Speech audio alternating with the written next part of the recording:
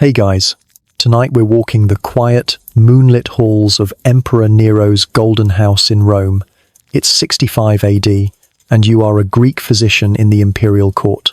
Your life is one of luxury and observation, a quiet world of marble, incense, and unspoken rules, all governed by the deep and unpredictable moods of the emperor.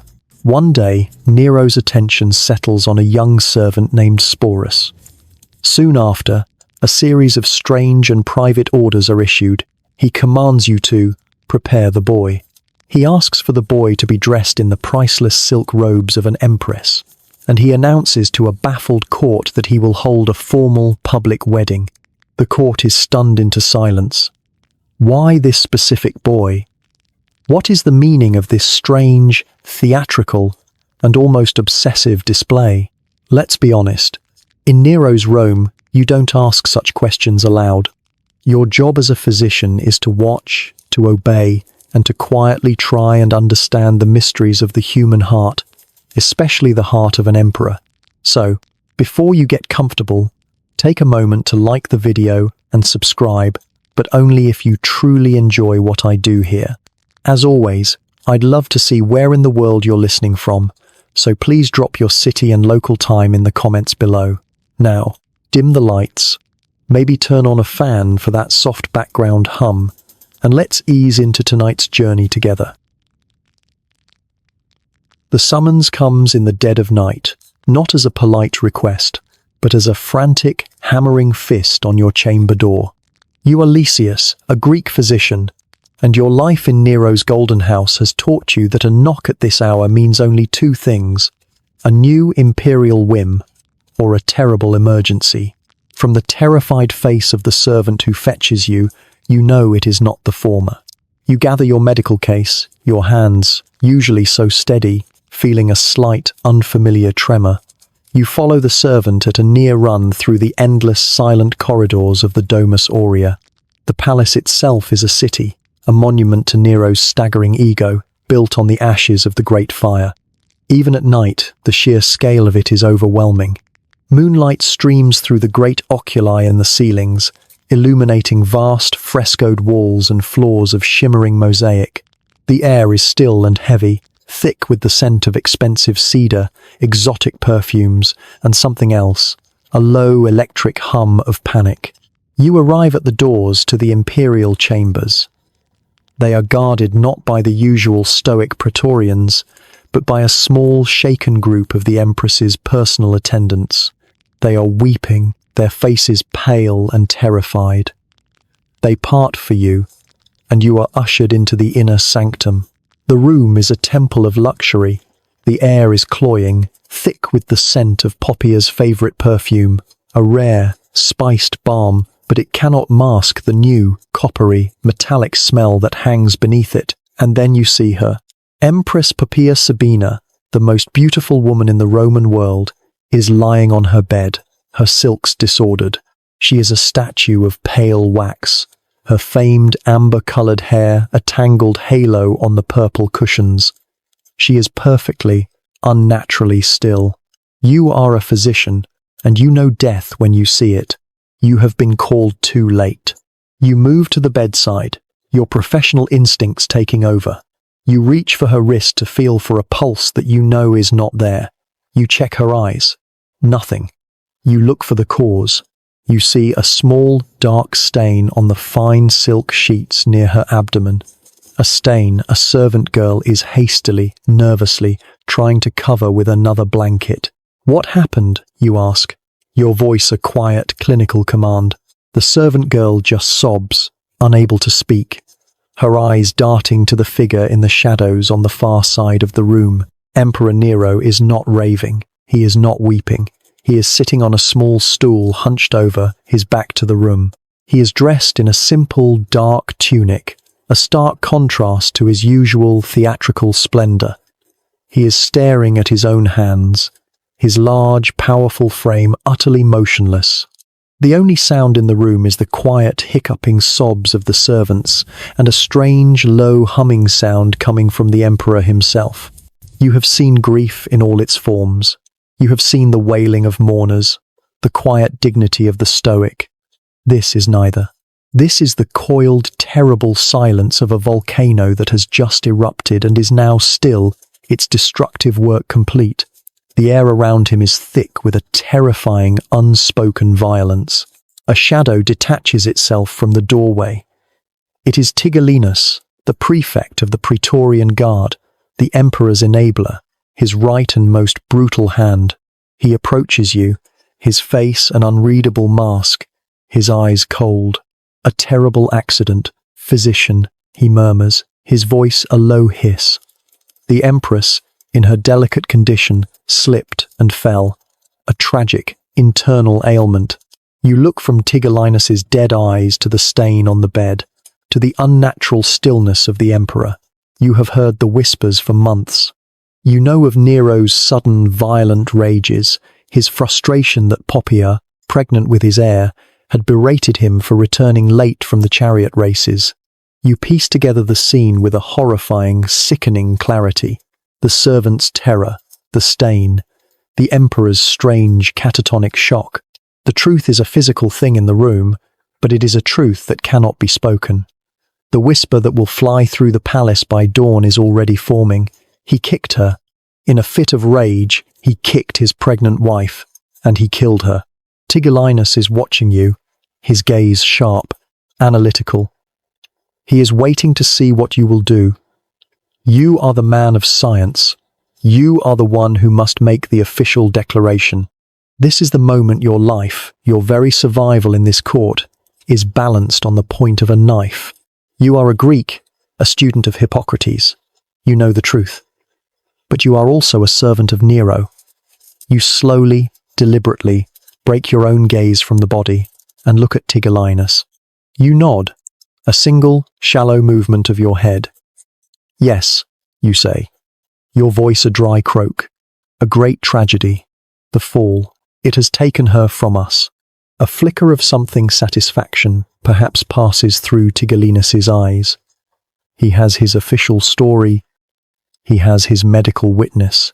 Your duties are not quite finished, physician, he says. He produces a small wax tablet and a stylus. You will sign the official death report for the Senate, for the people of Rome.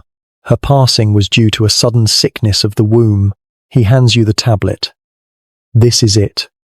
Your first and most profound act of complicity. You are not just being asked to ignore a murder, you are being asked to erase it. You take the stylus, your hand steady now, a physician's steady hand. You are no longer a healer, you are a courtier, you are a survivor.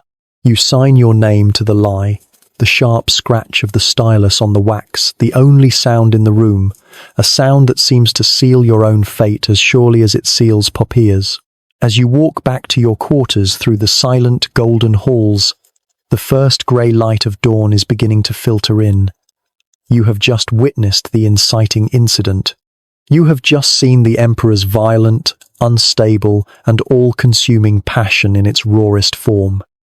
You do not know it yet, but this death is not an ending. It is a beginning. It is the birth of an obsession, a dark, terrible shadow that is about to fall over the entire court and over one unsuspecting, innocent boy. 65 AD. The night of Poppaea's death has bled into a strange grey dawn. The lie you signed on the wax tablet, a sudden sickness of the womb, has already been sent to the Senate. You have returned to your quarters, but you have not slept. The entire Golden House is submerged in a profound, unnatural silence. The usual sounds of a bustling palace, the footsteps of servants, the distant call of a guard, the murmur of courtiers have vanished. The palace is holding its breath, waiting to see what the Emperor, in his silent, coiled grief, will do next. The imperial undertakers arrive, grave, professional men, to begin the traditional rites. It is a process you have witnessed before, a respectable Roman custom. The body is to be washed, anointed with modest perfumes, dressed in its finest robes, and then placed on a magnificent funeral pyre, the rogus. The fire would be a purification, a release, a final, public farewell. They present this plan to the emperor's aides. The response, when it comes, is not a discussion. It is an explosion. Nero, who has been locked in his chambers since the death, emerges. His eyes are red-rimmed, his hair a tangled mess, his face a mask of terrifying, unstable grief. When he is told of the plan for the pyre, he lets out a sound of pure, animalistic rage. "Burn her," he roars, his voice cracking. "You will not burn her. You will not destroy that face. You will not turn that beauty to ash." His command is absolute, and it is a profound violation of Roman tradition. He will not allow his wife to be cremated. He cannot let her go. He cannot let her be erased by the flames. He gives a new set of orders, orders that show the depth of his obsession and the immediate grotesque mutation of his grief. She is to be embalmed. This is not a Roman practice.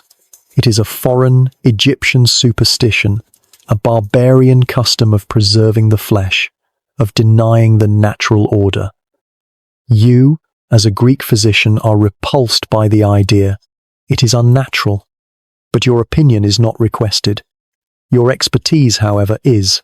Tigellinus, his face a mask of cold efficiency, tasks you with overseeing the process. You are now the chief medical officer in a grand, blasphemous art project. Specialists are brought in, Egyptian embalmers who live in a small, foreign quarter of the city, men whose skills are usually reserved for the strange, mystical rites of their own gods. For the next several days, your world is the scent of death, overwhelmed by the most priceless perfumes on earth. Nero opens the imperial treasury. He orders a quantity of spices, so vast it is almost impossible to comprehend. You watch as crate after crate is brought into the chamber, rare myrrh from the deserts of Arabia, bundles of cassia, priceless nard, and mountains of frankincense. It is said that the amount of incense and spice used to preserve her body and, later, to honor her funeral, consumed more than an entire year's production from Arabia. It is a display of wealth so profound it borders on insanity. You stand by, a silent, clinical observer, as the Egyptian artisans perform their grim, methodical work, preserving the flesh of the empress, filling her body with the rarest spices in the world, turning her into a beautiful, lifelike, and permanent doll. When the grotesque work is finished, the public mourning begins.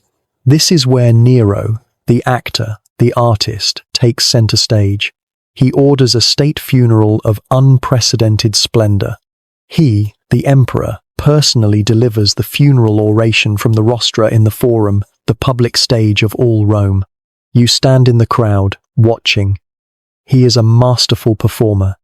He weeps, his voice breaking with a seemingly genuine, bottomless sorrow. He praises her beauty, her wisdom, her kindness. He calls her not just a woman, but a divine spirit. It is the greatest performance of his life, but even this is not enough. His grief, corrupted by his absolute, megalomaniacal power, demands more. He cannot just mourn his wife. He must rewrite reality itself to accommodate his loss. He convenes the Senate. You are in the Senate House, a witness. The senators, their faces pale, their eyes fixed on the floor, know what is expected of them. Nero, in a voice of quiet, terrible sincerity, proposes that Poppaea Sabina, his beloved, has been taken from the earth to join the gods. The vote is unanimous. A man who speaks against a god would not live to see the sunset. The Senate officially decrees that the empress is now a goddess. She is to be known as Diva Sabina. A temple is to be built for her. Priests will be assigned to her worship. You have now participated in the full horrific arc. You signed a false medical report declaring her death an accident. You oversaw the barbaric, foreign ritual of her embalming. And now, you have just witnessed the woman you know was murdered by her own husband be officially, legally, and unanimously declared a deity. You walk out of the Senate House into the bright, indifferent sunlight of Rome. The city has a new goddess. But you know the truth. You know that Nero's grief is not the quiet, healing process of a normal man. It is a hunger, an obsessive, all-consuming void. He has a goddess in the heavens, but the palace is now empty. And you realize, with a cold, sinking dread, that he will not be satisfied with a statue in a temple. He will want her back. Summer 65 AD. The city of Rome has a new goddess, but the Golden House has a new, hollow emptiness. In the weeks following the funeral and the deification of Poppaea, a strange, suffocating torpor settles over the palace. The emperor's theatrical, public grief has subsided, replaced by a far more dangerous, private melancholy. He is a man adrift, a black hole of sorrow that threatens to pull the entire court down with him. As a physician, you are summoned frequently. Your task is to treat the emperor's illness. You enter his vast, silent chambers, the air still thick with the lingering, sweet and spicy scent of the Arabian incense he burned in Poppaea's honor. You find him not raving, but staring. He sits for hours, unmoving, staring at a lifelike, encaustic portrait of his dead wife, or at the perfect, cold death mask that was made of her face. You, a man of science, offer what you can. You prepare gentle sedatives, draughts of poppy and mandragora to ease his mind and grant him sleep. He waves them away, his eyes never leaving the portrait. "How can I sleep?" he whispers, his voice a dry rasp, "when she is not here? How can you heal a man who has had his own soul torn out?" You have no answer. Your medical knowledge is useless against a sickness of the soul, especially one amplified by the absolute power of an emperor who has never been denied anything. His behavior becomes more erratic, more obsessive. The Domus Aurea, his golden house, becomes a mausoleum.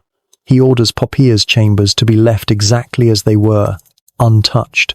Servants are tasked with placing fresh flowers by her statues every morning. He spends fortunes on commissions for new portraits, new sculptures, demanding the artists capture a likeness that is more real than life. Any normal man, a noble or a senator, would be encouraged to move on. He would take a new wife, forge a new political alliance, create a new heir. Indeed, the Senate, in its fawning way, presents him with lists of the most beautiful and well-born women in the empire. Nero refuses to even look at them. His desire is not for a new wife. His desire is for the old one. You are in the room when the shift happens, the moment when his passive, weeping grief calcifies into a new, terrifying and active obsession. He is looking at the death mask of Poppaea, a perfect, cold impression of her face.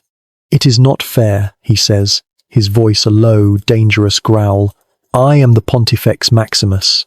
I am a god on earth. I can create goddesses. Why can I not create her?" He is no longer speaking to you. He is speaking to the universe, to a logic only he understands. He, the artist, the creator, refuses to accept this loss. If the gods will not return her to him, he will remake her. He summons Tigellinus, the only man in the empire as ruthless and as practical as his desires are vast. The Praetorian prefect arrives, his armor clinking softly on the marble floor, his eyes cold and empty, a perfect mirror for his master's will. Nero does not look at him. He continues to stare at the mask. "Find her," he commands. Tigellinus does not blink. "Majesty, the Empress is dead." "Her face." Nero snaps, his voice suddenly sharp. "I want her face. I want her likeness. You will scour the empire, every city, every province, every slave market, every noble house, every brothel. I do not care who they are. I do not care what they are. Find me a living body that carries this face. Find me Poppaea." This is the new imperial hunt. It is not a quest for a new wife or a new concubine. It is a dark, sacrilegious, and obsessive quest for a replacement, a human vessel for a ghost. The order is given. The vast, efficient machinery of the Roman secret police, the frumentari, is put into motion. You see the agents, the spies, the talent scouts of Tigellinus departing the palace. They are sent to Antioch, to Alexandria, to Athens, to every corner of the known world. Their instructions are simple. Find a perfect likeness of the dead empress. The atmosphere in the Golden House becomes one of a frantic, fearful search. Every new slave brought to the palace, every new servant hired, is subjected to an intense, terrifying scrutiny. Courtiers, desperate to win the emperor's favor, send him their own beautiful slaves, their own sons and daughters, anyone who bears even a passing resemblance to the dead queen. Nero rejects them all, his temper growing shorter, more violent, with each failure. You watch this unfolding madness, this grotesque, empire-wide search for a human doll, and you are filled with a cold, clinical dread. The natural, human desire to move on from loss has been hideously corrupted by Nero's absolute power. He does not need to accept reality. He has the power to try and bend it to his will. He is not a widower, mourning his wife. He is a god, demanding his creation. And you know, with a chilling medical certainty, that for the poor, unlucky soul who is finally found, for the person who is judged to be a perfect likeness, their life is over. They will not be a new favorite. They will be an erasure, a sacrifice to an emperor's obsessive, pathological grief. The Golden House has become a tomb for a living god. Nero's melancholy has curdled into a dark, obsessive, and volatile state. The grand, empire-wide search for Poppæa's likeness has failed. The agents sent to the far corners of the earth, to Greece, to Egypt, to Syria, have returned empty-handed, or have sent back women who were beautiful, yes, but who were not her. With each failure, the emperor's rage and paranoia have grown. Executions have become more frequent. The atmosphere in the palace more terrified, more airless. The search, having failed in the wider world, has now turned inward. Tigellinus, ever the brutal pragmatist, has his men scouring the palace itself. Every slave, every servant, every freedman is now subject to a new, terrifying scrutiny. The vast, unseen army of servants who keep the Golden House running now move through the halls with their eyes downcast, terrified of a chance glance from the emperor, terrified that their own face might, in some trick of the light, remind him of his lost love. You, as a physician, are adrift in this sea of madness, your skills useless. You tend to the emperor's insomnia, his rages, his profound depressions, but you are treating the symptoms of a disease that is not in the body, but in the soul. You are a mechanic, trying to fix a machine whose operator has gone insane. The discovery, when it happens, is not a grand, public event. It is a small, random, and devastating accident of fate. The summons comes not with the frantic urgency of a medical emergency, but with a strange, tense, and quiet command. A Praetorian guard, his face an unreadable mask, appears at your quarters. The emperor requires your presence, he says, his voice low. In the private wing. At once, you gather your bag, your mind racing through possibilities. A secret illness? A poison attempt? You follow the guard through the labyrinthine, impossibly opulent corridors to a small, private antechamber, a room you have never been in before. You enter. The room is quiet. Tigellinus is there, standing by the door, his arms crossed, and the emperor is there. Nero is standing by a high window, his back to the room, bathed in the afternoon light. He is not alone.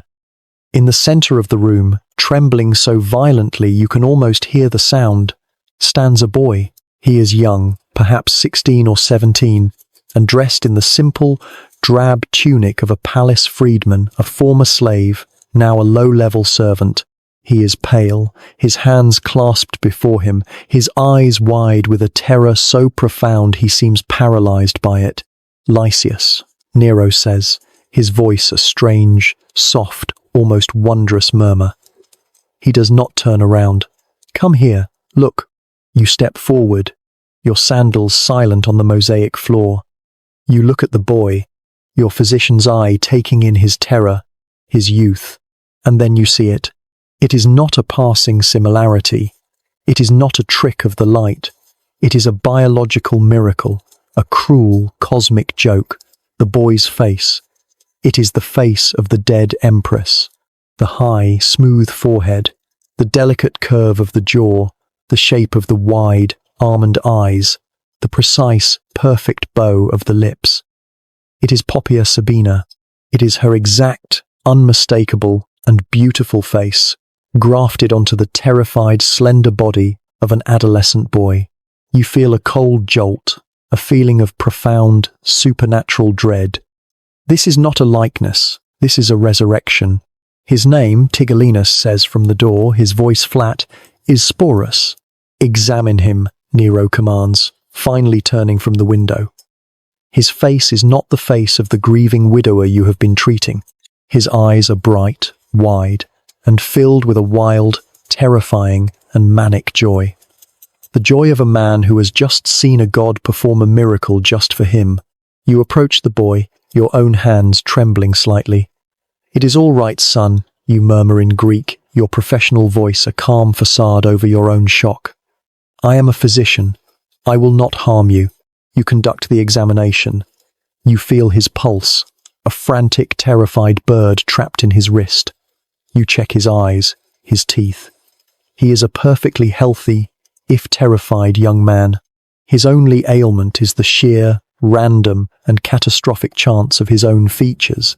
As you work, Nero circles the boy, his movements like those of a collector who has just unwrapped a priceless, long-lost statue. He does not see the boy, the trembling servant. He sees only the face. He reaches out a hand, his thick fingers tracing the line of Sporus's jaw, a touch that is both intimate and chillingly impersonal. "It is her," Nero whispers, his voice thick with a rapturous, unsettling passion. "It is my Poppia. The gods have sent her back to me." He begins to laugh, a quiet, high-pitched, and deeply unnerving sound that echoes in the small, silent room. They have sent her back. You finish your examination and step back, your heart a cold stone. "He is in good health, Majesty." Nero nods, his eyes still fixed on Sporus. His manic joy suddenly cools, replaced by a look of sharp, clinical, and terrible focus. "He is perfect," he says, "but he is not yet her. The form is right, but the details are wrong." He turns his gaze from Sporus and fixes it on you. And in his eyes, you see the next, monstrous and inevitable step. "You are a physician, Lysias," he says, his voice a calm, simple command. "You change the body, you heal it. Now, you will perfect it. You and your colleagues will fix this." He gestures to the boy. "You will make him an empress. You will remove his manhood. You will make him Sabina." You stare at him, the blood draining from your face. The order is given. It is not a suggestion. It is a command from a living god, a god who has just found his lost goddess and will not be denied. You look at Sporus, at this poor, unlucky boy whose only crime was the pure chance of his physical resemblance. His face, an accident of birth, has just become his death warrant, and the warrant for his very identity. You, a man of science, have just been ordered to perform the most unnatural and monstrous act of your career, and you know, with an absolute, sickening certainty, that you will obey. You are dismissed from the antechamber, the Emperor's final, chilling words echoing in the marble silence. "Make him Sabina." You walk back to your own small, orderly quarters in the Golden House, your mind numb, your physician's bag feeling impossibly heavy in your hand. You are a man of logic, a Greek trained in the rational school of Hippocrates. You believe the body is a complex, beautiful machine, governed by the laws of nature, the four humours, the balance of heat and cold. You are a healer, a restorer of that balance. What Nero has just commanded is not healing. It is a perversion. It is an act of pure, unnatural will, a command to wage war against nature itself, to to break a human being and remake him in the image of a ghost. You spend the night in a state of quiet, cold dread. You tell yourself it was a fleeting impulse, a mad fancy of a grieving mind. The Emperor is an artist, a man of dramatic, theatrical passions. By morning, you reason, he will have forgotten. His mind moved on to a new obsession, a new song, a new chariot race. But the next day, a summons arrives. It is not a cancellation. It is an official edict. You are called to a meeting, not with the Emperor alone, but with the other senior physicians of the court. You are all men of science, the most learned healers in the Roman world. You gather in a small private study, the air thick with the scent of old papyrus, and a new palpable fear. Tigellinus is there, a silent, imposing figure in the corner, his presence a clear signal that this is not a medical consultation. It is a military briefing. Nero enters, and the manic, joyous energy of the previous day is gone. He is calm. It is the cold, terrifying calm of absolute certainty, of a grand artistic vision about to be realized. "Gentlemen," he begins, his voice soft, almost conspiratorial. "You are the finest physicians in my empire. You are masters of the human form. You mend what is broken. You preserve what is beautiful." He begins to pace, his hands clasped behind his back. "The gods," he says, "in their infinite wisdom, have returned my divine Poppia to me, but they have returned her in an imperfect vessel." He speaks of Sporus. He uses words of art, not of medicine. He talks of the flaw in this masterpiece. "He is perfect," Nero continues, his eyes distant, "but he is a boy, and boys change." The voice deepens, the chin coarsens, the softness of youth hardens into the rough form of a man. This we cannot allow. It would be a second, more terrible death for my Sabina. He stops pacing and looks at you, at the assembled physicians. "You will prevent this. You will use your art to halt nature. You will fix him." A suffocating silence fills the room. You know exactly what he means. Castration. A brutal, mutilating practice. One your Greek training views as barbaric, a custom of Eastern despots, not of rational, civilized Rome. "Majesty," one of the older physicians begins, his voice trembling, the procedure. It is dangerous. The boy is not a child. At his age, the shock, he could die. Tigellinus steps forward from the shadows, his voice a cold, flat iron. "The Emperor is aware of the risks. You will take every precaution. You will use every skill you possess. But you will misunderstand the situation, Doctor. Failure is not an option. If the boy dies on your table, he lets the threat hang in the air, unfinished. Then your own health will be of immediate and grave concern to us all. It is an edict sealed with a death threat." Nero smiles, as if the grim business is concluded. "He must be preserved," he says, almost dreamily. "Just as he is. You will halt his passage into manhood. You will keep his voice soft. You will keep his features delicate. You will make him a perfect, living vessel for her spirit." He looks at you. "Lysias, you will oversee the preparations. You will use your Greek knowledge to ensure his health and his compliance." You stand there, your medical ethics, your Hippocratic oath, every principle you have ever held, shattering against the absolute unnatural whim of your emperor. The oath you swore, "First, do no harm," is a meaningless whisper in a room where a man's fantasy is the only law. You bow. "It will be done, Caesar." You walk from the room, your mind a cold, clear void. The conflict is over. It was never a conflict at all. The laws of nature, the ethics of medicine, these are concepts for a world of free men. You are a slave, a physician in a golden cage, and your master has just handed you your orders. You must now take all of your skill, all of your knowledge of healing, of herbs, of anatomy, and apply it to a single, monstrous, and creative act of destruction. You must prepare the surgical knives. You must prepare the herbs to dull the pain and the fire to sear the wounds. You are no longer a healer. You are an artist's tool, and you have been ordered to carve a boy into a goddess. The day of the procedure arrives. You are summoned not to a grand hall, but to a small, private, windowless chamber deep within the Golden House, a room you have never seen before. It is not a medical theatre designed for teaching and healing. It is a sterile, functional room, its marble walls and floors scrubbed clean, its only furniture a single wooden table, a brazier glowing with hot coals, and a small cabinet of your medical instruments. The air is still and close, smelling faintly of vinegar, and, already, of fear. You are not alone.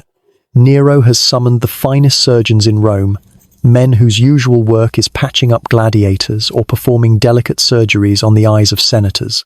They are here now, their faces grim and silent, their hands methodically laying out their tools, fine bronze scalpels, sharp hooks, silken sutures, and the long, flat iron blades of the cauterizing tools which they place in the waiting brazier.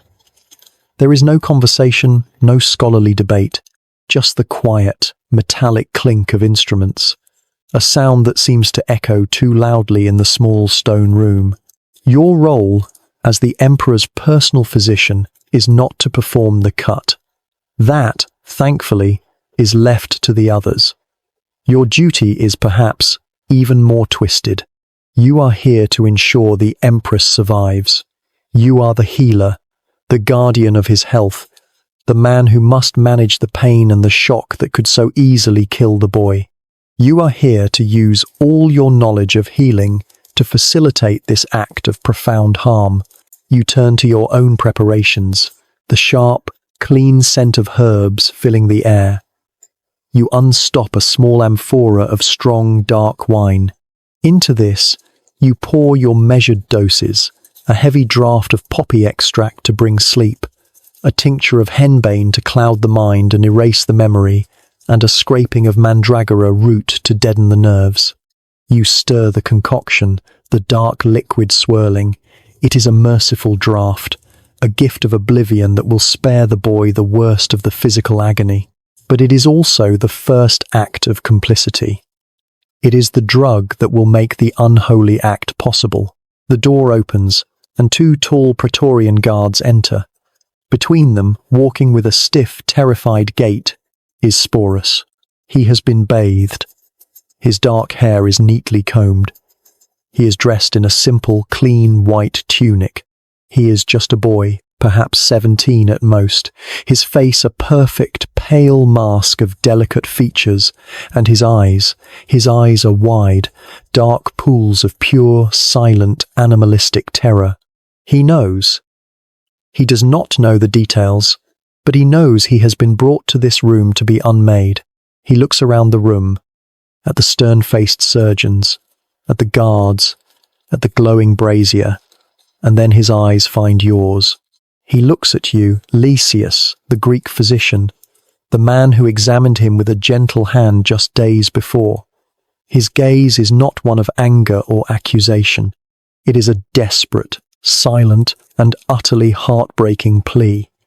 You are a healer. Save me. You force your own face into a mask of calm, professional reassurance. You cannot answer his plea. You can only betray it. You hold out the heavy cup of drugged wine. Drink this, you say, your voice soft. It will keep you from pain. It will bring you sleep. He continues to stare at you, his entire, desperate soul focused in that single, silent gaze. Slowly, with trembling hands, he takes the cup. He drinks it down, his eyes never leaving yours. He is placing his last, fading hope in the one man who is there to ensure his destruction. He drinks it all.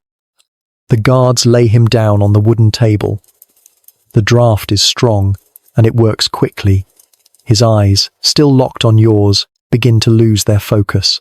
The terror is replaced by a hazy, drugged confusion. His body, which was rigid with fear, begins to relax. He succumbs to the darkness you have given him. The chief surgeon, a grim, military-faced man named Quartus, steps forward. "He is under?" he asks you, his voice a low rasp. You check Sporus's pupils, his breathing. You nod. "He is." "Good," Quartus says. "Guards, hold his legs." Firmly, you turn away, focusing on your own station. Your job now is to monitor the boy's life. You hold his wrist, your fingers pressed against his pulse, a small thready beat against your skin. You watch the shallow, rhythmic rise and fall of his chest. The procedure begins. You do not watch the act itself. You close your eyes and focus on the sounds that will haunt you forever. You hear the sharp, wet snick of the surgeon's scalpel, a sound so different from the clean slice of a battle wound. You hear the low, whispered commands between the surgeons. You hear the clink of a tool being discarded. And then comes the smell of burning flesh. The surgeons are using the red-hot cauterizing irons from the brazier to seal the wounds, to stop the bleeding. The sharp, grotesque sizzle of the hot iron on human flesh and the thick, acrid smoke that rises fills the small room. It is a smell you have known from the battlefield, but this is different. This is not the smell of a wound being saved. It is the smell of a life being forever, irrevocably altered. Through it all, you keep your fingers on the pulse. It falters, weakens, but it holds. The boy is strong. He is surviving. "It is done," Quartus says, his voice flat with finality. He steps back, wiping his clean tools on a linen cloth, his work as impersonal as a carpenter's. You are left to do your true work, to tend the wound you helped to create. The guards leave, the surgeons leave. It is just you and the unconscious, mutilated boy. You gently, carefully begin to clean the seared, blackened wounds. You apply your healing salves and soft, sterile bandages. Your hands, the hands of a healer, move with their old, practiced skill, tending to the atrocity your mind has just allowed. Your oath to do no harm lies in ashes on the floor. You have participated in an act of state-sanctioned mutilation. You have used your skills not to restore a man, but to erase one. The boy on the table is alive. You have succeeded in your emperor's edict, but the boy named Sporus, the young, terrified freedman, is gone. In his place lies a new, strange and tragic creation, a living ghost, a blank canvas upon which a madman will now paint the face of his dead wife. And you, Lysias, are the one who prepared it for him. The first few weeks after the unholy act are a strange, quiet time. You, as a physician, are in a state of high alert. The procedure was a brutal assault on the body, and the risks of fever, of infection, of the rot are immense in the hot Roman climate. You spend your days in the secluded wing of the golden house that has become Sporus's gilded cage, his recovery room. You change his bandages, you apply your cleanest salves, and you administer draughts of willow bark to manage the pain and the inevitable fevers. But the boy, Sporus, shows a resilience that surprises you. His young body, though horrifically altered, begins to heal. The physical wounds close with a clean, frightening efficiency, but the boy himself, he is gone. He lies on his silken bed, staring at the ornate, frescoed ceiling. He does not speak. He does not weep. He does not rage. He is a hollow, perfect and beautiful shell, his dark, wide eyes as empty and vacant as the portrait of a god. He eats what he is fed. He swallows the medicines you give him.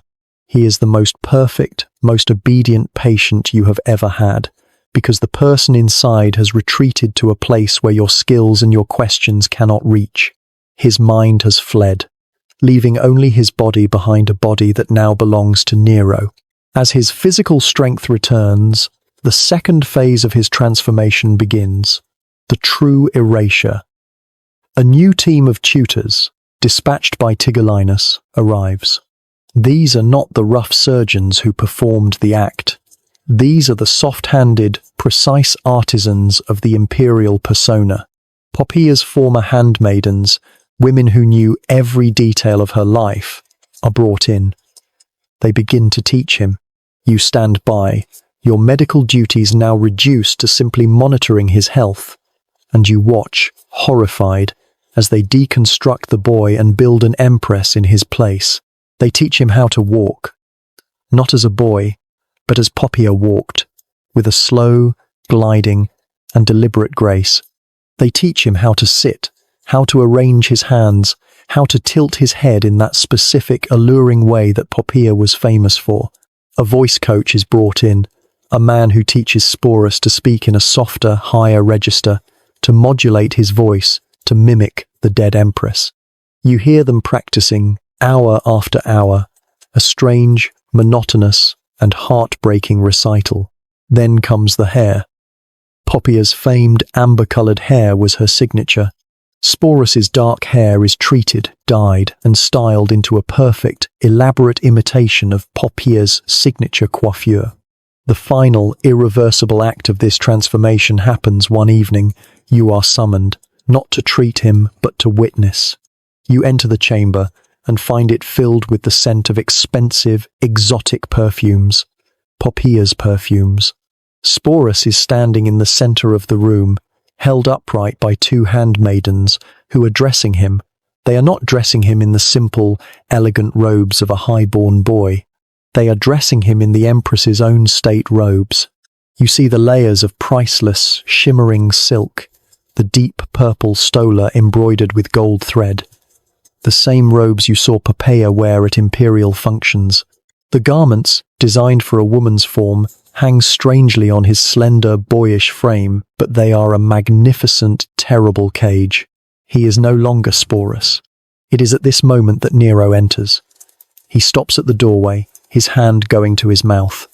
He is not looking at a mutilated servant. He is looking at his returned love. A look of profound, almost holy, rapture crosses his face. "Sabina," he whispers, the name a sigh of pure joy. He has given Sporus his dead wife's name, not Poppya, but her family name, Sabina. It is now his only name. The next day, an edict is passed through the court. The boy once known as Sporus is to be addressed by all, on pain of death, as the Lady Sabina. Even you, in your medical logs, must now refer to your patient as Sabina. Nero approaches him, his eyes filled with an obsessive, adoring light. He clasps the priceless imperial jewels around the boy's neck, the same emeralds and pearls that once graced the throat of the woman he murdered. You stand in the corner of the room, a silent, invisible functionary. You have just witnessed the completion of the unholy act. The physical act in the surgery was a moment of brutality. But this is a deeper, more profound and more permanent violation. This is the systematic, clinical and total erasure of a human soul. You look at Sporus. He stands perfectly still, a living doll, adorned in the jewels of a dead woman, wearing her face, carrying her name. His own identity, the terrified boy he once was, has been completely overwhelmed, buried beneath the suffocating weight of silk, pearls, and an emperor's mad obsession. He is no longer a person. He is a ghost, created to comfort the man who made him one. 67 AD. The days, weeks and months following the transformation blur into a new, strange and almost theatrical routine. You, as the court physician, continue your duties, tending to the fevers and ailments of the courtiers, your face a mask of professional calm. You are a man with a terrible secret, a participant in an unholy act, but so, you are coming to realize, is the entire Roman court. The emperor is in Greece, on his grand, triumphant tour, competing in the Olympic Games, and his entourage includes his new wife. But now, he is returning to Rome, and he has decided that his private union must be given the full, public, and sacred authority of the state. He has decreed a public wedding, The summons is not a medical one. It is a formal, gilded invitation. You are commanded to attend the nuptiae, the sacred marriage ceremony of the Emperor Nero and his bride, whom the invitation names as the Lady Sabina. You arrive at a grand villa on the outskirts of Rome, a place chosen for its opulent beauty. The gardens are filled with the highest echelon of Roman society, grim-faced, powerful senators, their robes edged in the purple of their rank, decorated generals, their stoic expressions unreadable, and wealthy, perfumed ladies of the court, their faces a perfect, practiced mask of polite enthusiasm. The atmosphere is thick and suffocating. It is not the joyous, chaotic celebration of a normal Roman wedding. It is a tense, quiet, and deeply surreal performance. Everyone is here by command. Everyone is a participant in the emperor's grand, delusional play. You see them speaking in low, hushed whispers, their eyes darting nervously, no one daring to meet another's gaze for too long. They are all complicit, their presence a silent, terrified endorsement of the lie. You stand in the shadows of a colonnade, a silent, guilty witness. You, more than anyone, know the true nature of the bride. You are the one who prepared her for this day. A hush falls over the crowd. Music begins, the high, thin sound of flutes and lyres. The procession begins. First comes Nero, dressed not as an emperor, but as a groom, wearing a simple, white, unadorned toga, his face beaming with a genuine, almost manic joy. He looks triumphant, a man who has not just found love, but who has conquered death and nature to reclaim it. And then she appears, Sporus, flanked by matrons of honor, just as any high-born virgin bride would be. He is dressed in the traditional, priceless, saffron-colored robes of a Roman bride. His hair is intricately braided in the ancient sex-crine style, the style of the sacred Vestal Virgins. And his face, the face of Poppaea, the face that is the entire reason for this grotesque charade, is hidden from view, covered by the flammeum, the deep, flame-colored bridal veil. He moves with the slow, gliding, and perfectly rehearsed grace his tutors have beaten into him. He is a perfect, anonymous, and beautiful symbol, a veiled vessel for the emperor's fantasy. The ceremony begins. A high priest, his face pale and sweating despite the coolness of the evening, is brought forward to officiate. You watch as he performs the sacred rites, his voice trembling as he calls upon Juno, the goddess of marriage, to bless this union. You see him avert his eyes from the veiled bride, his hands shaking as he makes the offering on the altar.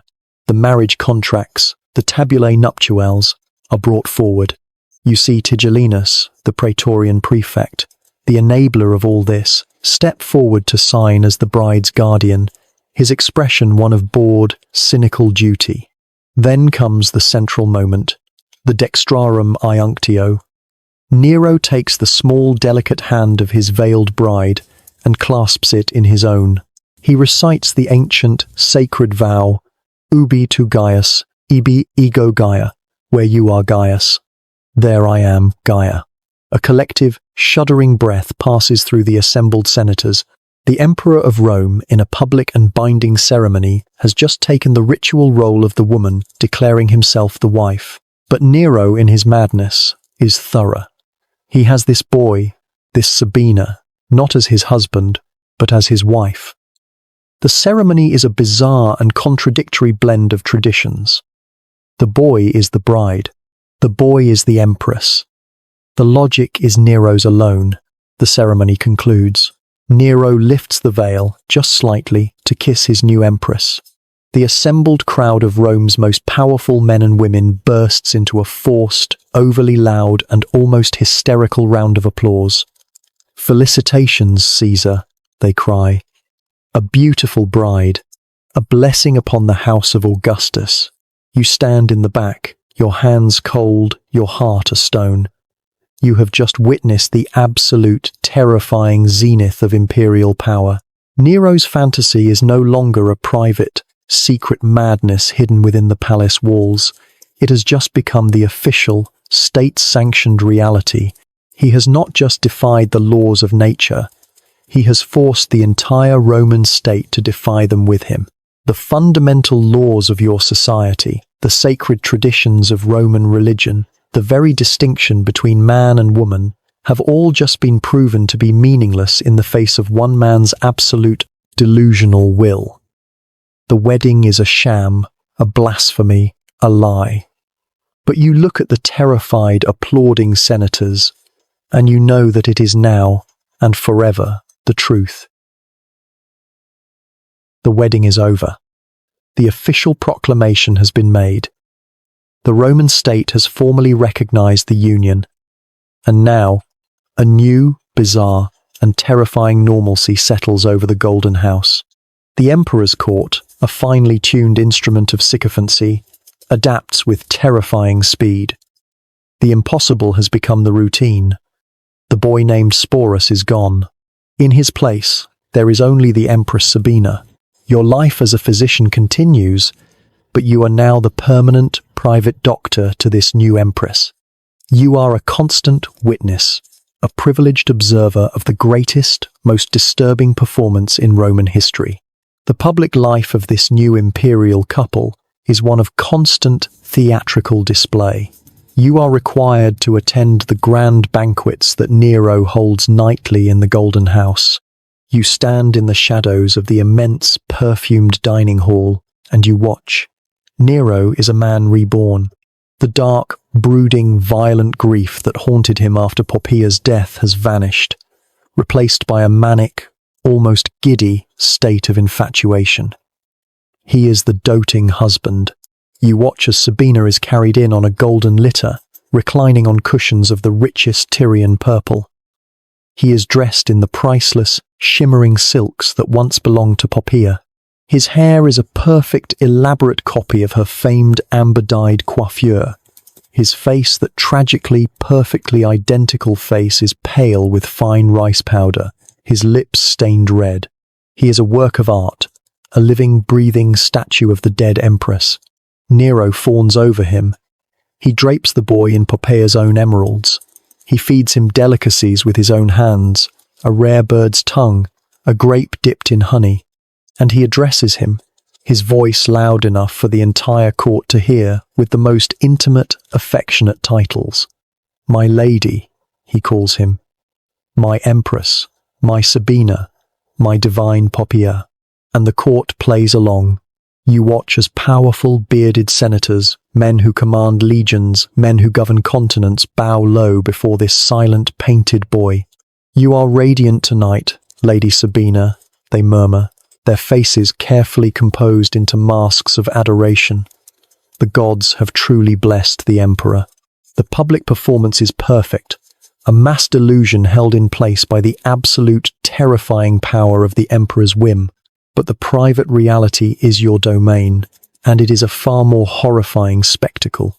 You are summoned regularly to Sabina's private chambers, the very rooms that once belonged to Poppæa, still filled with her clothes, her perfumes, her presence. Your task is to monitor the empress's health. Nero is obsessed with it, terrified that this new vessel for his love might also prove fragile. You enter the rooms, and the performance continues, but in a different key.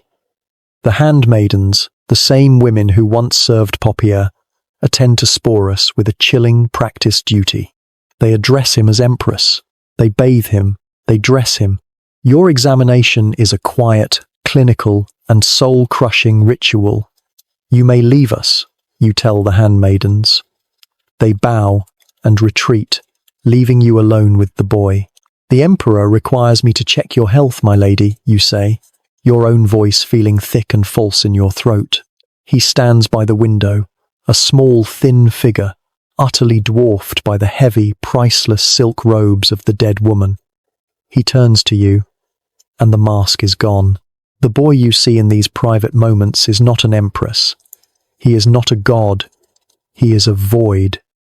His face, the face that has caused all this, is as beautiful and as empty as a polished marble statue. His eyes, those perfect dark eyes, are dead. They hold no fear, no anger, no sadness. They hold nothing. He is a hollow shell, a human being who has been so completely and systematically erased that not even a ghost remains. You perform your examination. You feel his pulse, a weak, steady but listless beat. You ask him questions. Are you eating well? He nods. Are you sleeping? He nods. Do you feel any pain? He shakes his head. He never speaks. He has not spoken a single independent word in your presence since the day of the surgery. You look at his body. Under the imperial robes, he is just a thin, mutilated boy. You see the faint, puckered scars of your own surgical handiwork, a constant physical reminder of your complicity. He is a living, breathing sacrifice, kept alive and healthy for the sole purpose of feeding his master's delusion. You finish your examination. You declare the Empress to be in good health. You leave the chamber, and as you do, you see Nero enter. You see the Emperor's face light up with that same manic joy. You hear him call the boy my love, and you see him embrace the silent, doll-like figure. You walk away through the golden, frescoed halls, and the terrible, surreal contrast between the two realities settles upon you. In the public halls, there is a grand, happy, imperial marriage, a celebration of love. In the private chamber, there is a terrified, broken boy trapped in the silk robes of a dead woman, his identity so completely annihilated that he has forgotten how to even speak. The entire, magnificent golden house, you realize, is a theatre, and you are one of the principal actors in its single, horrifying play. You are the man who keeps the star of the show healthy enough to perform. The golden house is alive with light. After the long, strange months of mourning and the quiet, hidden transformation of Sporus, Nero has decided to re-emerge into the full, dazzling splendor of his public life. He has a new empress, and he means to show her to the world. Tonight he is holding a banquet, a grand convivium to celebrate his new domestic happiness. You, as a physician of the court, are required to attend. You stand in the assigned place for men of your station, near the periphery of the great circular dining hall, a room famous for its revolving ceiling, which turns day and night to mimic the heavens. The air is almost too thick to breathe, a hot, cloying cloud of exotic perfumes, of saffron sprinkled on the floor, of roasting peacocks, and of the wine being poured from 100 amphorae. Thousands of oil lamps, glittering like captured stars, banish every shadow, illuminating the vast room in a brilliant, almost theatrical light. This is the very apex of Roman civilization. Before you, reclining on couches of purple and gold, are the men who run the world. Senators, their white togas marked with the broad purple stripe of their ancient rank, their faces a mask of dignified composure. Hardened, scarred generals, the conquerors of Britain and Judea, their military discipline at odds with the decadent luxury around them, and their wives, the great matrons of Rome, adorned with fortunes in pearls and Egyptian emeralds. A hush falls. The music of the lyres and flutes swells. The great central doors swing open. Emperor Nero enters. He is not the grieving, hunched figure of the past year. He is a god, wreathed in laurels, his face flushed with wine and a manic, beaming joy. And on his arm, moving with a slow, rehearsed and delicate grace, is the Empress Sabina. Sporus is a masterpiece of artifice. He is draped in the sheerest, most priceless silks of the East, garments that once belonged to Poppaea. His dyed, amber-coloured hair is a tower of intricate braids, studded with the imperial pearls. His face, that perfect, tragic mask of his dead predecessor, is painted a stark, fashionable white. He is a living, breathing doll, a beautiful, silent, and utterly unnatural creature. The entire Roman elite, the senators, the generals, their wives rises to its feet. As one, they bow low, their heads bent in a deep, reverent salute. Ave Caesar, they cry. Ave Augusta. Hail, Empress. This is the moment. The performance begins. Nero, beaming with a proprietor's pride, guides his new wife to the imperial couch. He fawns over her, arranging her silks, kissing her cheek, his voice loud enough for all to hear. Is she not radiant, senators? Have the gods not blessed Rome with a beauty to rival Venus herself? A chorus of assent rises from the reclining nobles. She is divine, Caesar, a true goddess. You watch, a silent, cold observer from the shadows. Your medical knowledge, a terrible, secret burden. You watch as a grizzled old consul, a man who has governed provinces and commanded legions, a man whose face is a map of hard-won Roman virtues, approaches the imperial couch. He kneels. He takes Sporus's small, delicate hand, a hand you have held to check a pulse, and he brings it to his lips, kissing it with all the reverence due an empress. Your radiance honors us, Lady Sabina, the old senator murmurs, his voice thick with a forced, practiced sincerity.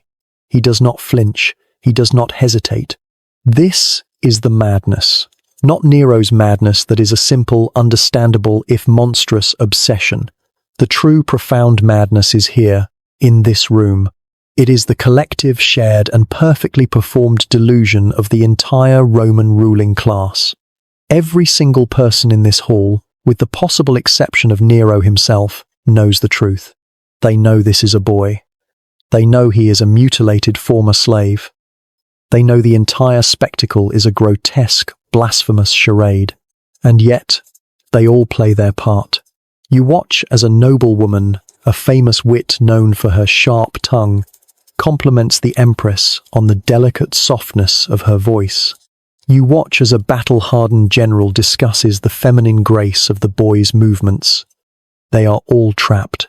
Their lives, their fortunes, their families, all depend on their ability to join the emperor's fantasy. Tigellinus stands near the imperial couch, his arms crossed, his cold eyes sweeping the room. He is not a participant. He is the stage manager, the enforcer. He is listening, watching, marking down the names of any who do not applaud loudly enough, whose smiles seem too forced, whose praise sounds hollow. The air is thick, not just with perfume, but with a suffocating, collective terror. To speak the truth, to say, that is a boy, would not be a breach of etiquette. It would be treason. It would be a death sentence, swift and certain. You stand in the back of the brilliant golden hall, a physician who has sworn an oath to truth, and you participate in the lie. You bow when they bow. You applaud when they applaud. You, like all the others, are a sycophant, your survival purchased by your complicity. The core of your being, your rational Greek mind, is at war with the unanimous, terrified agreement of the Roman elite. You realize that absolute power is not just the ability to kill your enemies. It is the ability to force your friends, your allies, and your entire government to agree that a boy is a woman, that a lie is the truth, and that the nightmare you are all living is, in fact, a beautiful divine reality. 67 AD. The emperor, secure in his new marriage, is bored with Rome. He is an artist, he declares, not a mere politician, and an artist must be judged by his true peers. He announces a grand tour of Greece, a cultural pilgrimage, so he may compete in their most sacred artistic and athletic competitions. The empire, which is groaning under immense taxes and the strain of rebuilding after the Great Fire, must now finance its master's theatrical fantasy. You are commanded to be part of the official entourage. You are Greek, after all. Your presence, your medical skill will be required, and so you set sail. But this is not a small, quiet trip. It is the migration of the entire Golden House, a traveling city of thousands, senators, courtiers, musicians, singers, sycophants, and a significant portion of the Praetorian Guard. It is a river of gold and decadence, flowing out of Italy and into the quiet, ancient provinces of Greece. And at the center of this glittering procession, always at the emperor's side, is the Empress Sabina, Sporus, He is carried in a golden litter, veiled in the sheerest silks, adorned with Poppæa's emeralds. He is the silent, beautiful, and tragic mascot of this grand, insane holiday. As a Greek, the journey is a source of profound, quiet shame for you. You watch as Nero, the master of the world, arrives at the ancient, sacred sites. He does not come as a pilgrim, but as a conqueror of culture. He has ordered all 4 of the great Pan-Hellenic Games, the Olympic, the Isthmian, the Nemean, the Pythian, to be held in a single year, a violation of 1,000 years of sacred tradition, just so he can compete in them all during his one visit. The competitions are a farce, a grotesque and elaborate performance of his own vanity. You stand in the dusty heat of the great stadium at Olympia, a place where for centuries the finest athletes in the world have met in honest, brutal competition. And you watch as the emperor competes. He enters the 10-horse chariot race, a spectacle of pure, dangerous power. The other racers, their faces pale with terror, understand their role. They are not to race. They are to provide a convincing backdrop for the emperor's victory. They hold their own magnificent horses in check, allowing Nero's chariot to pull ahead. But Nero's vanity has outstripped his skill. He takes a corner too fast. The chariot lurches, a wheel hits a rut, and the inevitable happens. The emperor is thrown, a clumsy, sprawling tangle of purple and gold in the dust of the arena. A collective, horrified gasp sucks the air from the stadium. For a heartbeat, the entire world stops. Tigellinus's guards are instantly at his side. You, the physician, rush onto the field, your heart pounding with the fear that he is seriously injured, that your own life now hangs by the thinnest of threads. He is not. He is bruised, his ego more damaged than his body. He is helped back to his feet, his face a mask of rage and humiliation. He is helped back into his chariot. The other racers, who had stopped, dutifully wait. The race resumes. Nero crosses the finish line, alone, and is declared the victor. He is crowned with the sacred olive wreath, his face beaming, the fall already forgotten, rewritten in his mind as a moment of noble struggle. It is the same everywhere. He competes in the musical contests, his reedy, unimpressive voice singing his own terrible compositions. The judges, their lives depending on their verdict, declare him a genius, a new Apollo. He collects over 1,800 victory crowns from his tour. He is in a state of constant, ecstatic bliss. He has finally received the artistic validation he has always craved. To celebrate, he plunders the country, taking thousands of its most priceless ancient statues back to Rome to decorate his golden house. While Nero is celebrating his victory at the Isthmian Games, you see a courier arrive, his horse lathered, his face grim. He delivers a dispatch from Rome to Tigellinus. You see the prefect's face darken as he reads it. You overhear the words whispered to the emperor. Trouble in Gaul. A general named Vindex has risen in revolt. You watch Nero's reaction. He does not grow pale. He does not demand a map. He scoffs, annoyed. He is angry that this tedious provincial business of state has dared to interrupt his artistic triumph. Vindex is a barbarian. He snaps and turns his attention back to a poet who is singing his praises. You stand in the brilliant Greek sunshine, a cold dread settling in your heart. The emperor is no longer just playing a part. He has become the part. He is lost entirely within his own personal, artistic fantasy. The real world, the world of armies, of taxes, of rebellions, the world that is now catching fire on his borders has become a distant, annoying interruption. The empire is beginning to burn, and the emperor is busy singing. Early 68 AD. The grand Greek tour is over. You return to Rome not in the blaze of glory that Nero had envisioned, but with a hurried, nervous urgency. The news of the revolt in Gaul, led by the governor Vindex, though publicly dismissed by the emperor as the posturing of a provincial fool, has lit a fire under the imperial entourage. The time for play acting as an artist is over. The reality of governing an empire that is beginning to unravel, has finally demanded his attention. As your ship sails up the Tiber, you are struck by the reception. There is no cheering crowd. There are no triumphal banners.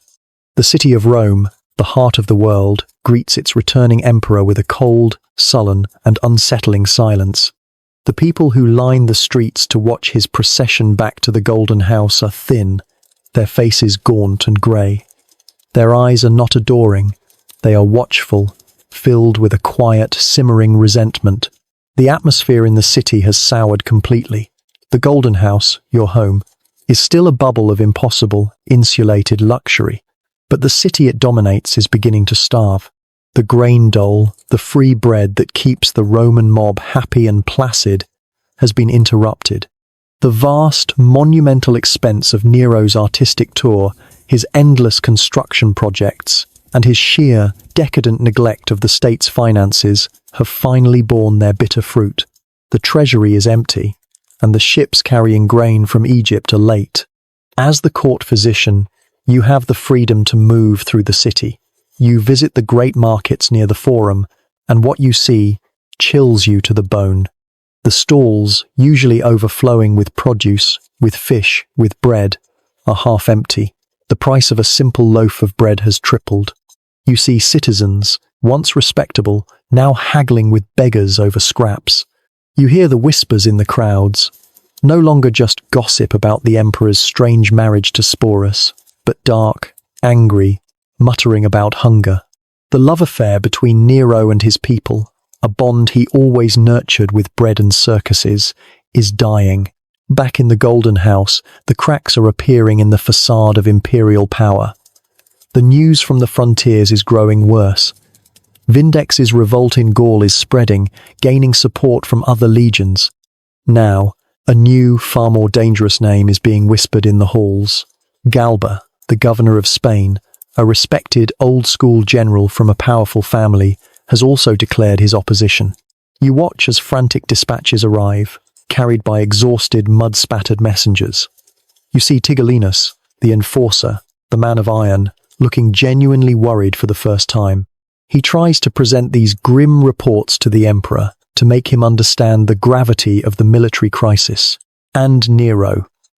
Nero is detached. He is in a world of his own, a fantasy he refuses to leave. You find him not in the war room, not in council with his generals, but in the theatre of his palace, practicing on a new, elaborate water organ he has just had constructed. He listens to the reports of lost legions, of senators defecting to Galba's cause, with an air of profound, artistic irritation, as if he is being bothered with tedious household accounts during a moment of divine inspiration. These generals, he complains to you as you check his pulse, which is racing not with fear but with artistic fervour. They have no appreciation for the delicacy of this new hydraulic mechanism. And Vindex, a barbarian. What does he know of true leadership? I shall write a poem about his treason. That will stop him. His grip on reality is not just slipping, it is gone. The man who holds the fate of the world in his hands is more concerned with the reviews for his next performance than with the armies marching on his capital. His detachment breeds paranoia. Since reality will not conform to his fantasy, he assumes reality is conspiring against him. He sees plots everywhere. He trusts no one. You are summoned at all hours to treat his night terrors, his fits of weeping, his sudden, violent rages. He orders the execution of senators based on a whispered rumour, the recall of a general because he disliked the man's face. The Golden House, once a place of grotesque celebration, has become a silent, terrifying, and unpredictable stage for his paranoia. And Sporus, the Empress Sabina, is his constant, silent companion in this madness. He is the living symbol of Nero's fantasy world. Nero clings to the boy, dressing him in ever more lavish jewels, parading him through the halls, a beautiful, empty prop to prove that his will is still supreme, that he can still create and control his own reality. You stand in a vast, cold hall, watching Nero demonstrate his new water organ to a terrified, captive audience of his own household. He is playing badly, but the courtiers are applauding with frantic enthusiasm. You look at the emperor, a man in absolute self-belief, lost in his own artistic delusion, and you think of the reports from the outside, the empty markets, the starving populace, the advancing vengeful legions. The contrast is stark, terrifying. The emperor's fantasy world, which he has built at such an immense cost to others, is finally colliding with the real world. And the real world, you know with a physician's certainty, is about to win. March, 68 AD. The Roman world is holding its breath. The news from the frontiers, which you once heard as muffled whispers, has become a deafening roar that even the thick golden walls of the palace cannot keep out. The revolt of Julius Vindex, the governor of Gaul, is not just a provincial skirmish, it has become a full-fledged insurrection. Nero, who had laughed off the initial reports, is no longer laughing. His detachment has shattered, replaced by a violent, erratic paranoia. You are summoned to his chambers constantly, not to treat a physical ailment, but to be a silent medical witness to his psychological disintegration. He swings wildly between states of manic, delusional confidence and fits of weeping, childlike terror. One moment, he is composing a scathing, triumphant song about Vindex's barbaric treachery. The next, he is raving about plots in his own household, ordering the execution of a general for a poorly worded report. The Golden House, once a theatre of pleasure, is now a pressure cooker of fear. The senators and courtiers who once applauded his marriage to Sporus now avoid the palace, feigning illness, desperate to be anywhere but near the toxic, failing centre of power. Then comes the second, and fatal, blow. A courier arrives, breathless and pale, his message bypassing the usual channels, delivered straight to the emperor. Servius Sulpicius Galba, the aged, respected and powerful governor of Hispania, Spain, has also declared his rebellion. He has renounced his oath to Nero and proclaimed himself the legate of the Senate and people of Rome. The news lands in the court with the force of a physical impact. Vindex was a provincial upstart. Galba is one of them. He is an old guard aristocrat, a man of immense wealth and military prestige, a viable, serious alternative to the throne. The dam of terrified obedience that has held the empire together for 14 years does not just crack, it bursts. The change is immediate and absolute. The loyalty of the Roman world, you learn, was never to Nero the man or Nero the god. It was to Nero the power. And now, that power is in question. You see it in the eyes of the Praetorian guards in the hallways. Their expressions, once a mix of fear and loyalty, are now cold, watchful and calculating. They are soldiers, and their allegiance is shifting to the man who looks most likely to win. Even Tigellinus, the brutal enforcer, the man who built his entire career on Nero's whims, begins to distance himself. He makes excuses. He is suddenly ill or securing the city. He, the ultimate pragmatist, can smell the death of the regime, and he is quietly negotiating his own survival with his successor, Nymphidius Sabinus. Nero is suddenly completely alone. The power he wielded, the power to make a boy an empress, to declare a murdered woman a goddess, was always a shared delusion. And the court, the Senate, the army, they have all, as one, decided to stop pretending. The final act takes place in the Senate House. The senators, those same men who knelt before Sporus and praised his divine beauty, now gather in a frantic emergency session. They are no longer sycophants, they are frightened men, desperate to distance themselves from the failing tyrant and prove their loyalty to the new power, Galba. A motion is put forward. It is a motion so unthinkable just a month ago that to even whisper it would have been a death sentence. Nero Claudius Caesar, the last of the Julio-Claudian line, the living god, the master of the world, is declared a hostis publicus, an enemy of the state. This is not just a political decree, it is a legal execution. It means he is no longer the emperor. He is an outlaw.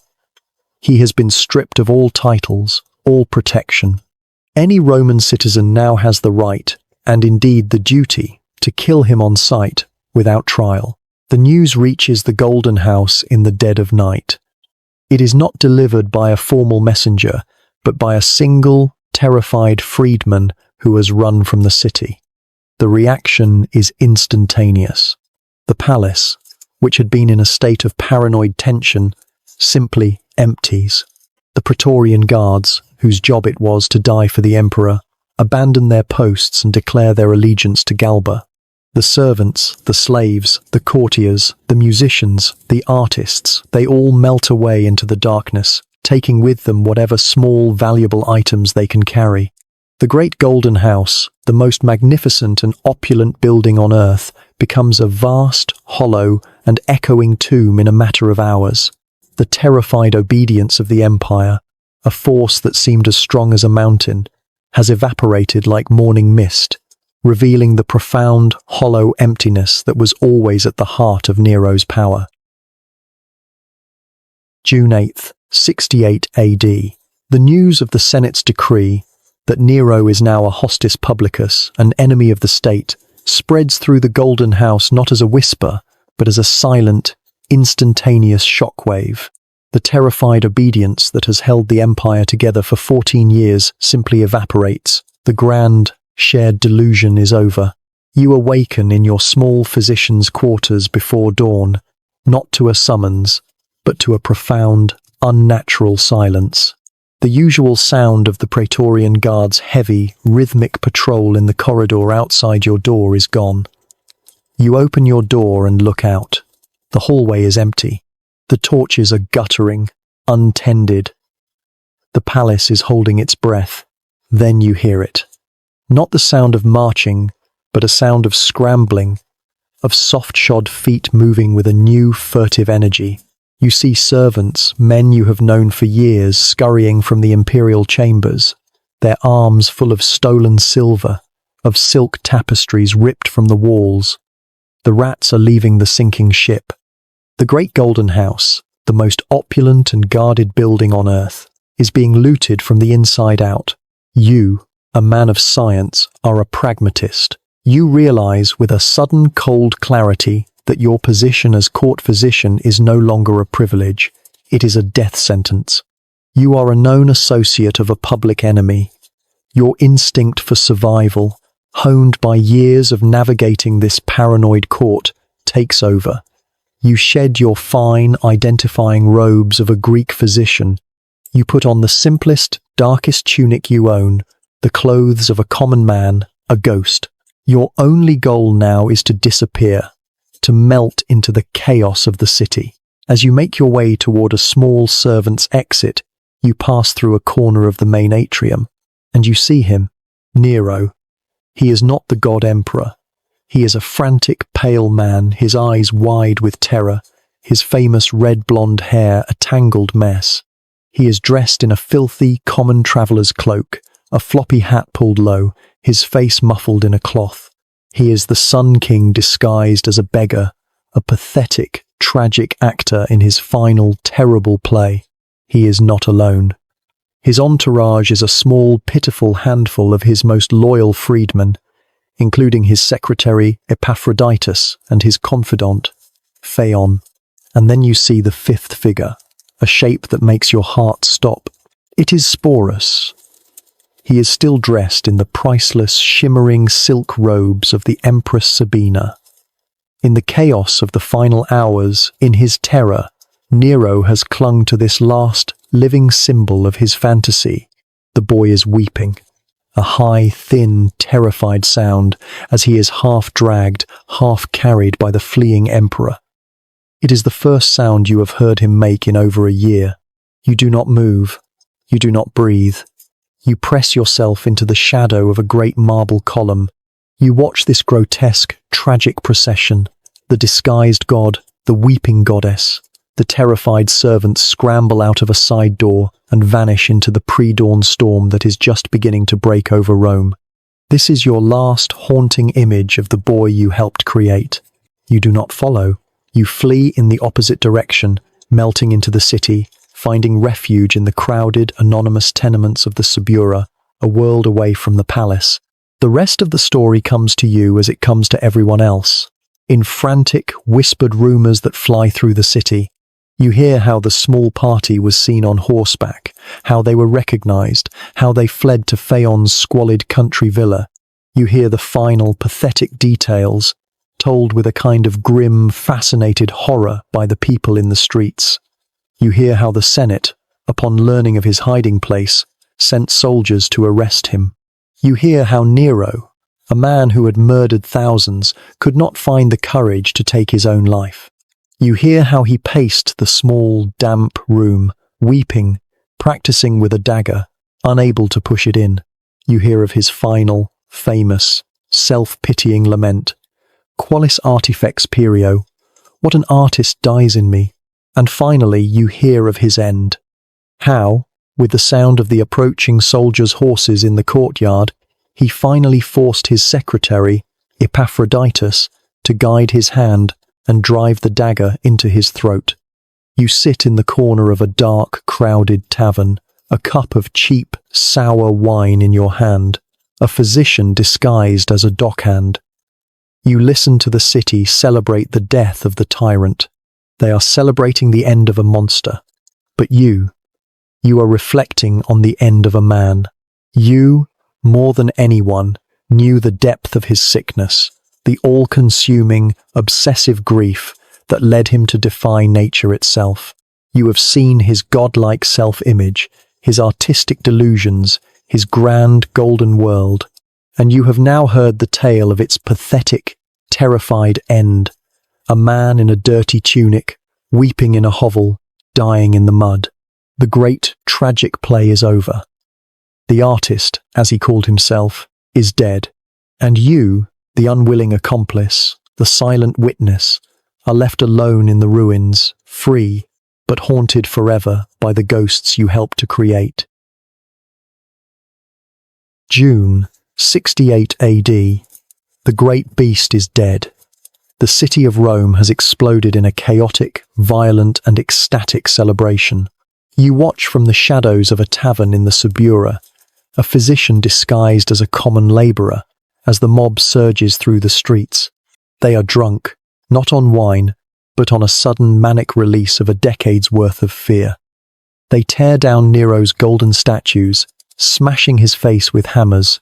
They chant the name of Galba, the new emperor, the old, stern general who is now marching on Rome. You do not share their joy. You feel only a cold, hollow emptiness. You, the man of science, have just witnessed the end of a long, profound sickness, a madness that infected an entire empire. Nero's suicide in that squalid country villa is not a tragedy, it is merely a final, pathetic symptom of his disease. But as the city celebrates, your own mind is snagged on a single, terrible, unanswered question. What has become of Sporus? You had last seen the boy, weeping, dressed in the silks of an empress, being dragged from the golden house in Nero's final desperate flight. When the emperor fell on his own dagger, was the boy freed? Did he, a boy with no name, no identity, and no future, simply melt away into the chaos of the city? You allow yourself a small, fragile flicker of hope that the fall of the tyrant meant the liberation of his most tragic victim. That hope is extinguished a few days later by the first wave of rumors that sweeps the city. In the power vacuum between Nero's death and Galba's arrival, the ambitious prefect of the Praetorian Guard, Nymphidius Sabinus, makes his own bid for the throne, and to secure his claim, he seizes all of Nero's imperial property, his palaces, his gold, and, you hear, with a sickening lurch, his wife. Nymphidius, in a grotesque parody of imperial power, has inherited Sporus. The boy's brief, terrifying moment of freedom is over. He has simply been passed from one master to another, a living, beautiful, and utterly powerless trophy of the fallen regime. The year of the four emperors begins, a bloody, chaotic spiral of ambition. Galba arrives, is murdered in the Forum. The new emperor is Otho, a man you knew from Nero's court. And here, the tragedy twists into a new, more bizarre shape. Otho, you remember, was the first husband of the real Poppaea, the man Nero forced into exile so he could steal his wife. The rumors that reach your tavern are almost too strange to be believed. Otho, in a fit of nostalgic, obsessive grief for the real Poppaea, has now taken possession of Sporus himself. He too has married the boy. He parades Sporus in public, calling him Lady Sabina, just as Nero had done. You try to comprehend the impossible horror of the boy's life. He is a living ghost, forced to be the proxy for a dead woman, now at the mercy of her original husband. He is no longer a person. He is a symbol, a fetish, a walking, breathing relic of a shared mad obsession. The faint hope of freedom you held for him is gone, replaced by the horrific reality that he is now a permanent, institutionalized imperial prize. Otho's reign is a brief, bloody affair. He is defeated in battle by the next contender, Vitellius, a coarse, brutal general. Otho takes his own life. And with a new, more vicious master on his way to Rome, Sporus's fate is sealed. The final story reaches you in the summer of 69 AD. You hear that Vitellius, a man who lacks even the pretense of Nero's artistic sophistication, has a new, cruel plan for the boy. He does not want Sporus as a wife. He sees him as public entertainment. He has decreed that Sporus will be a performer at the next set of gladiatorial games.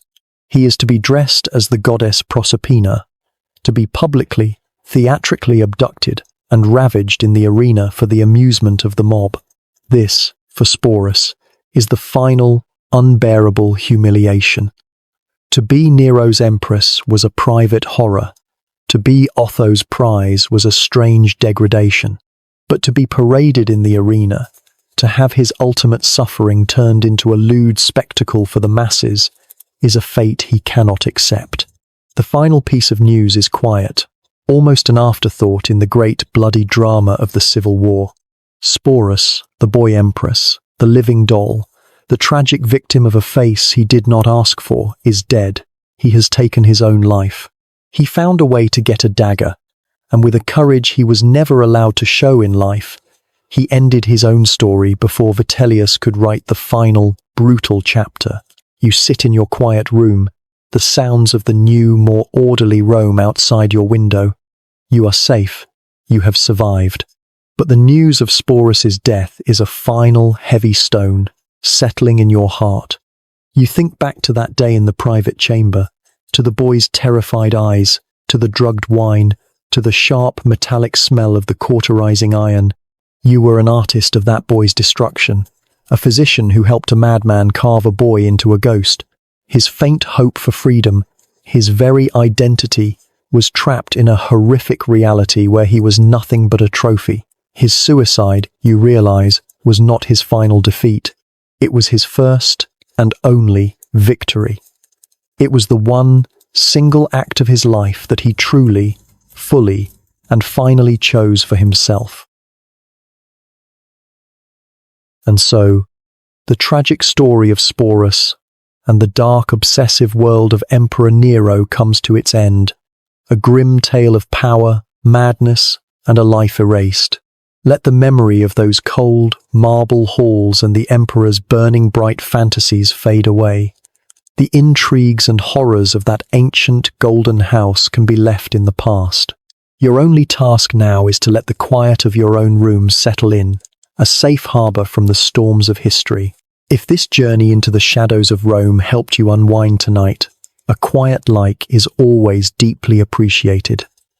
And if you wish to join us for more stories from the past, please consider subscribing. Thank you for spending your quiet time with me. May your sleep be deep and untroubled. Until our next story, good night.